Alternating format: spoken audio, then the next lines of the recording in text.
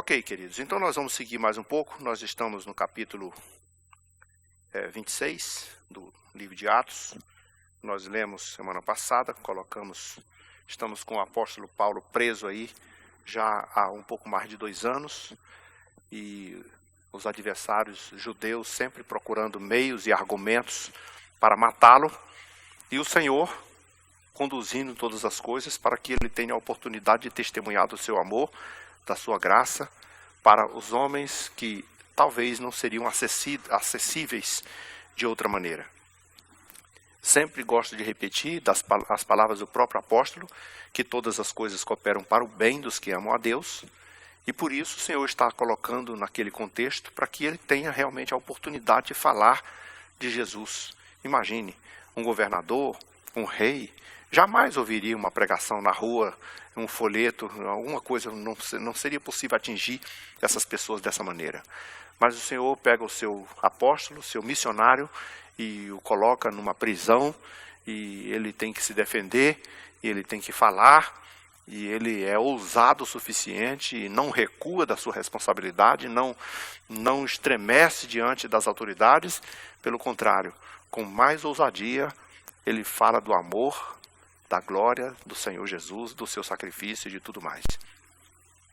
Ele já tinha apelado para César, já não era mais para ser julgado por esse crime aqui entre os judeus. Mas de repente aparece o rei Agripa. O rei Agripa tinha autoridade suficiente para dizer: eu fiquei curioso, quero ouvir o homem. Por favor, dê um jeito aí. Traga o homem para mim olhar para a cara dele, para ver o que está acontecendo. Festo contou toda a história do período, ainda do Félix, a situação, as acusações que tinham sobre ele, e veio aquelas pessoas todas com suas respectivas acusações, e o Agripa disse: olha, você está autorizado a falar. Tem a liberdade de dizer algumas coisas para se defender. Então, eu não sei se os irmãos estão lembrados, que numa das palavras de Paulo, na prisão, uma das palavras que muito me impressiona, que muito me aquece o coração, é que Paulo falou das suas prisões, e ele disse assim: eu estou preso, mas a palavra de Deus não está presa. E eu creio que a forma como Deus trabalha é muito impressionante, porque o guarda está ali vigiando e vai ouvir a palavra. O comandante está ali tomando providência e vai ouvir a palavra. Aqui nesse contexto, o governador está lá querendo de alguma forma prendê-lo, mas vai ouvir a palavra. E agora o próprio rei chega para conversar e vai ouvir a palavra. A palavra de Deus não está presa mesmo. Prende-se o homem, mas quanto mais as oportunidades são dadas, Paulo tem o argumento de falar do seu amor. Entretanto, ele já sabia de alguma coisa, que quando foi dito, ele disse assim: eu me sinto até privilegiado, porque vou falar na frente do rei. Por quê? Porque o rei conhece a nossa cultura, conhece os nossos costumes, sabe de todos os costumes que há entre os judeus. E por isso eu peço que você ouça com paciência, porque eu não vou falar nenhuma novidade. E fica mais fácil a linguagem, e Deus está trabalhando nisso. Deus é especial nesse assunto. E aí então ele diz assim: eu sou uma pessoa, quanto à minha vida, desde a minha mocidade, eu sigo princípios do meu povo em Jerusalém, e todos os judeus sabem disso. Se eles quisessem testemunhar a meu respeito sobre isso, eles podiam falar, porque eles sabem muito bem onde eu fui criado, onde eu fui ensinado, quais são os costumes que eu segui, eles poderiam falar a respeito disso. Eles estão preferindo me acusar, mas eles podem falar, porque tem todos os conhecimentos para falar sobre isso. Se eles quisessem testemunhar, porque eu vivi fariseu, e a fariseu era com certeza a parte mais severa da nossa religião. Então eu sou o cara bem radical, bem rigoroso, vamos dizer assim, você está falando com uma pessoa que tem todo o zelo do mundo pelos princípios corretos da palavra. Só que agora, veja só, o argumento de Paulo, e não tem como o rei que tem conhecimento da cultura não perceber. Só que agora eu estou sendo julgado por uma coisa impressionante. Eu estou sendo julgado por causa da promessa que Deus nos fez. Deus fez uma promessa e é claro, todo mundo sabe, havia uma promessa do Filho de Deus, havia uma promessa da vinda de Jesus, havia uma promessa da ressurreição de Jesus, havia a promessa de redenção, e nós estamos todos esperando, né? Por causa da esperança da promessa que Deus fez aos nossos pais, a qual as nossas 12 tribos, servindo fervorosamente de dia e de noite, almejam alcançar. E por causa dessa esperança, é que eu sou acusado pelos judeus. Vejam só. Porque se julga incrível entre vós que Deus ressuscite dos mortos? Na verdade, a mim me pareceu que muitas coisas eu devia praticar contra o nome de Jesus. Aí então ele vai contar um pouco do seu histórico. Eu, mais do que ninguém, ataquei a Jesus. Eu fui bem severo com os discípulos. Eu recebi a autorização dos sacerdotes, dos principais sacerdotes, e eu prendia muitos crentes. E você observa que nos outros testemunhos de Paulo, ele não entra em detalhes como esse testemunho que ele deu a Agripa. Ele diz assim, eu cheguei a agredir muitas vezes, eu castiguei alguns deles. Ele não disse, eu matei fulano, não. Ele disse, mas eu voltei a favor da morte deles. Não matei com as minhas próprias mãos, mas eu concordei com a morte de muitos. E eu ainda fiz um detalhe que Paulo também não conta nos outros detalhes. Eu os obriguei, alguns deles, os mais fracos talvez, aqueles que na hora do aperto sempre se sentem muito intimidado, não é todo crente que está disposto a dar a vida numa situação como essa, assim, muitos deles eu fiz blasfemar. Eu fiz blasfemar contra Deus. Então ele tem aqui um detalhe a mais que ele acrescenta, que a gente olha, vendo a sua história todinha, por onde ele passou, as coisas que ele fez, e geralmente ele contou isso de maneira muito superficial, mas aqui ele entrou em detalhe. Eu castiguei, eu voltei a favor da morte dele, eu castiguei alguns deles, obriguei a blasfemar, e eu estava demasiadamente enfurecido contra eles, mesmo porque tudo quanto é lugar que eu ouvia falar de crente, até nas outras cidades, nas cidades estranhas à nossa, longe da nossa casa, longe do nosso terreno, eu fazia questão de persegui-los e impedi-los. Então, se realmente eu fosse uma má pessoa, eu fosse combater, ao fazer alguma coisa de mal, eu já estava engajado fazendo isso, defendendo aquilo que eu achava que era o correto. Só que eu fui surpreendido. Com esse intuito eu fui a Damasco. Já tinha autorização dos principais sacerdotes, já tinha carta branca para fazer e acontecer, para prender, para bater, para matar, para fazer qualquer coisa. Só que, numa dessas nossas caminhadas, lá perto de Damasco, e eu acho que os detalhes são importantes, meio-dia, eu fico impressionado como Deus resolve fazer uma coisa tão súbita, tão impressionante como essa. Porque se o cara vai à noite, no escuro, e uma luz do céu vem com toda a força, com todo o fulgor, e cega o sujeito, ele vai dizer assim, eu estava na treva e de repente veio o clarão, foi tão forte que eu fiquei cego. Mas o cara já vai andando no meio-dia. E ele está lá naquela região que ainda hoje a gente sabe que é um lugar quente. Não é um lugar frio. E quando você lembra das expressões que a Bíblia às vezes faz assim, forte como o sol do meio-dia, que o sol do meio-dia é o mais forte de todos. Então o cara vai andando ao meio-dia, no clarão do dia, com o calor causticante, com o sol rachando sobre ele, mas uma luz mais forte do que o sol cai sobre ele.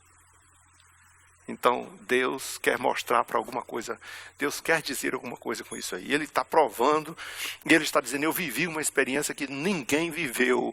Eu posso dizer uma coisa, pode ter o clarão do céu, do sol, do jeito que for, mas quem apareceu a mim tem uma luz muito mais poderosa do que qualquer outra que você conhece. Essa luz foi tão forte que eu caí cego. Os meus amigos, todos nós, caímos todos em terra, e uma língua que me falava em hebraico. Por que você me persegue, Saulo? E eu fui perguntar quem era, e ele respondeu com todas as letras, eu sou Jesus, o Nazareno que você persegue. Mas levanta, firma aí nos teus pés. Porque Foi por isso que eu te apareci, para te constituir ministro, testemunha, tanto das coisas que me viste, como daquelas pelas quais eu ainda te aparecerei. Você ainda vai ter muita coisa para contar. Você ainda vai falar muito do meu nome. Agora vou virar o outro lado do disco. Não vai mais conseguir perseguir daqui para frente, agora você está, vamos dizer assim, aliciado ao meu exército. Vai trabalhar comigo. É dos bons. É aquele que eu escolhi para pregar para os gentios, para falar para os grandes e para os pequenos. Eu fico imaginando, né, uma pessoa erudita, não era uma pessoa que estava lá falando de qualquer jeito, não era um vocabulário pobre, de alguém que está lá se tremendo de medo, porque aconteceu, não, alguém que está contando as coisas assim meio superficialmente, não. Estamos com um homem muito erudito, falando muito sabiamente e, com certeza, impressionando aos grandes que estavam ali ouvindo essas palavras. E então, livrando-te do povo, dos gentios, para quem eu vos envio, para te abrires os olhos e converteres das trevas para a luz e das potestades de Satanás para Deus, a fim de que recebam eles a remissão dos pecados e herança entre os que são santificados pela fé em mim. Pelo que, ó rei Agripa, eu não fui desobediente a essa visão celestial. Então eu estou sendo julgado por isso, mas eu recebi essa missão.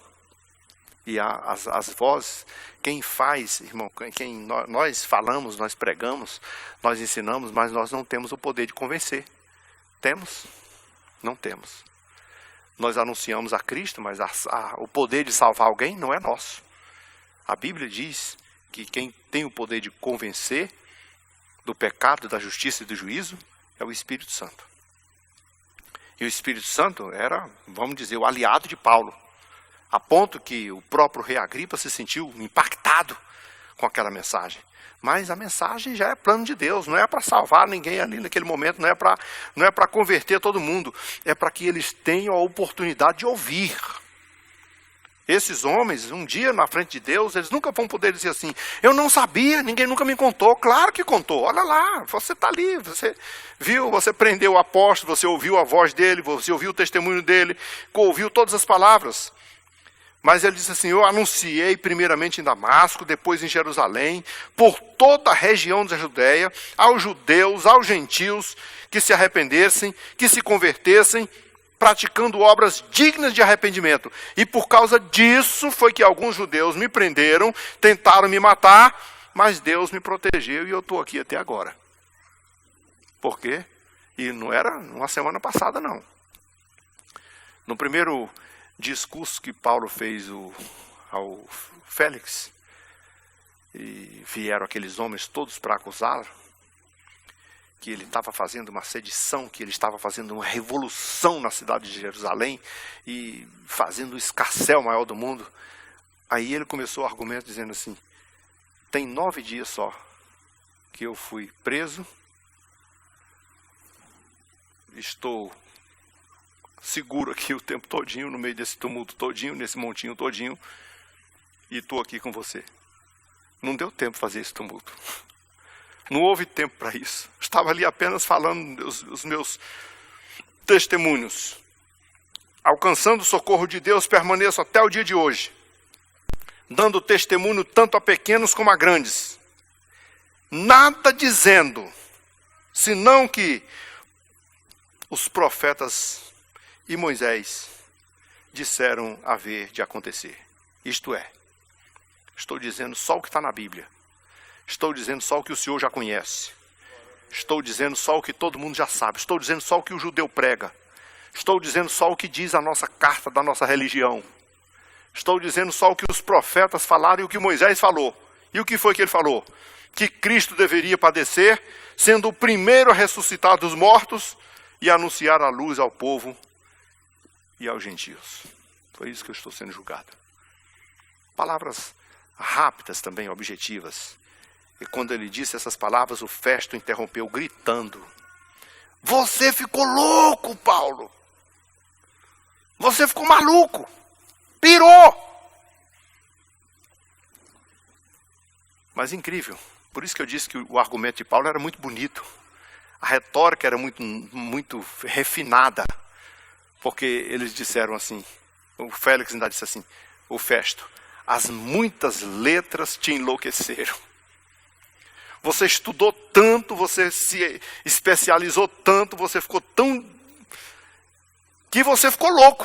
Porque não tem lógica uma coisa dessa. Mas ele responde com muita paciência.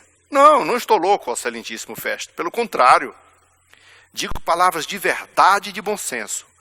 Porque tudo isso que eu estou dizendo é do conhecimento do rei a quem me dirijo com franqueza, pois estou persuadido de que nenhuma destas coisas lhe é oculta, porquanto nada se passou em algum lugar escondido. O rei sabe disso, está na nossa cultura. Ele conhece a nossa história, ele sabe tudo o que acontece com os judeus. Você acredita, o rei Agripa, nos profetas? Você sabe, acredita nisso? Acreditas, ó rei Agripa, nos profetas? Bem sei que você acredita. E Agripa estava persuadido, impactado, coração quebrado, moído. Disse o rei Agripa, por pouco me persuades a ser cristão. Eu particularmente acho que foi até quem sabe até dizer assim, eu não vou fazer isso porque eu sou o rei, né? Eu sou o cara, eu estou no meio de dos grandes, e acho que ia ser uma inconveniência, isso ia dar um problema. Eu vou só dizer que foi impactante, foi tremendo, foi moveu o meu coração. Eu acho que por pouco você não consegue me persuadir. E Paulo diz assim, assim Deus permitisse que, ou por pouco ou por muito, não só tu, ó rei, mas todos os que aqui estão, se tornassem do jeitinho que eu sou, com exceção dessas cadeias. Ou seja, cristão de verdade. Ou por pouco ou por muito, ou com muita força ou com pouca força, que todos nós possamos ouvir a voz do Senhor e nos rendermos a Ele. Que era isso que Paulo queria. E é para isso que eu estou falando. E é para isso que o Senhor me colocou aqui. E só que nós estamos, irmãos, é bom lembrar sempre. Isso aqui não aconteceu com Paulo nessa história. Mas acontece com muitos dos nossas vidas. Com muitas das histórias das nossas próprias vidas. E muitos dos nossos missionários. E o que eu quero dizer com isso? Eu quero dizer que o plano de Deus, ele se cumpre na nossa vida. O que Deus planejou, traçou, vai até o fim. E o que Deus planejou? O que Deus falou para Paulo? Lembrando a vocês acho que há 3 aulas atrás, o que Deus falou para Paulo? Quando ele fez o primeiro discurso, a primeira testemunha dele lá em Jerusalém. Não se preocupe, não tenha medo. Você vai continuar testemunhando de mim. E você vai até, onde? Roma. Você vai testemunhar até Roma. Então Paulo já sabia de uma coisa. Primeiro, não vou morrer. Porque eu vou até Roma. Segundo, não vou perder a oportunidade de dizer para os grandes e para os pequenos. Porque Deus vai colocar todos eles na minha frente para eu falar do amor de Deus para eles. Agora vejam só. O discurso foi feito pelo apóstolo, certo? O que se espera disso? Não dá assim uma vontadezinha de dizer assim, puxa, o rei Agripa bem que podia ter soltado ele. O cara acreditou na palavra. O cara gostou da palavra. Ficou impactado. Ele bem que poderia ter dito assim, puxa, solta esse cara, manda ele embora. E ele quase disse, ele disse assim, olha a palavra de rei Agripa, se esse homem até que podia ser solto agora. Mas ele apelou para César. Ele vai ter que ir até César. Então já é claro, já é nítido, que mesmo com todo esse discurso, o próprio Paulo sabia que não ia ser liberto. Por quê? Porque ele sabia que ia até César. Não porque ele apelou para César, porque ia morrer. mas porque Deus já disse para ele lá em Jerusalém: você vai até Roma. É plano dele. É o que Deus estabeleceu. Todas as coisas vão andar de acordo com o plano de Deus na minha e na sua vida, assim como andou na vida de Paulo. Por isso o rei Agripa não o soltou, não tinha como soltá-lo.